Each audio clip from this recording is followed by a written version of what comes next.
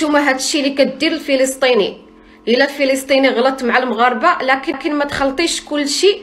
الارض ارض الله. سمعي المغربيه في اسطنبول، سمعي نقول لك واحد المثل يطول لي عمرك. الا كنتي فريمون مغربيه حره وفيك النفس ديال المغاربه، راه غادي تدافعي على بلادك.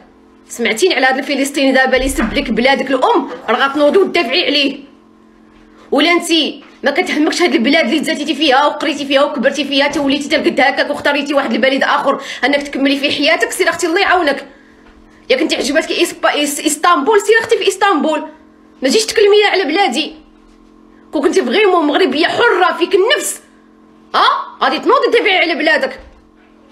الا بقى فيك الفلسطيني وسيري عنده، بقاو فيك الفلسطينيين سيري عندهم.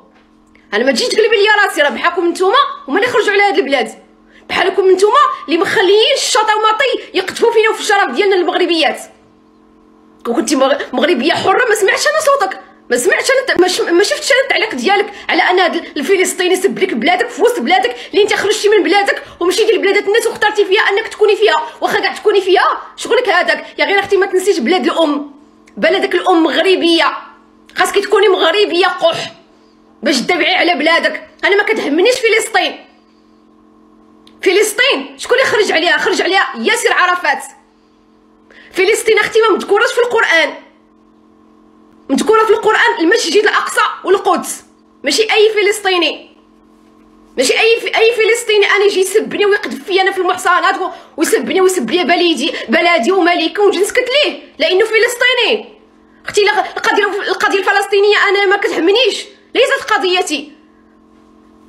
انا قضيه الصحراء المغربيه هي قضيتي، قضيه الوحده الترابيه هي قضيتي، قضيه الصحراء الشرقيه هي قضيتي. انا بلادي اللي كنعرف، بلادي اولى. انا نهار غندفن ما غاديش ندفن في اي بلد، غادي ندفن في بلادي اللي تزاديت فيها وكبرت فيها وقريت فيها، وما عمري غادي ننسى خبرتي واخا ما نعرف فين غنمشي. ولكن بحال نتوما يا ام الشنطات ما فيكمش النفس، نفسكم بارده. بحالكم نتوما يا ام الشنطات اللي كتجيبوا لنا الدل. حشومه اختي مرت الشيطان، وسكت هي موت. الفلسطينيين انا ما جبتهمش، ولكن خاصك تعرفي واحد المسألة. ملي قلت انا فلسطين ليست قضيتي ناضوليه، ولكن ملي ناضوليه عاد وليت كنعرف الخبايا ديالهم والتاريخ ديالهم. خاصك تعرفي واحد المسألة، انه الفلسطيني كيخاف من التاريخ ديالو. علاش كيخاف من التاريخ ديالو؟ كل حاجه بوقتها. التاريخ غادي نحطوه وغادي يشوفوا هذا الفلسطيني هذا. انا ما كنتكلمش على جميع الفلسطينيين الاحرار اللي كتجي فيهم الضربه، الله يرحمهم ويوسع عليهم والله ينصر هذوك اللي كاينين تما. انا كنتكلم على المرتزقه اللي كتبيع القضيه الفلسطينيه.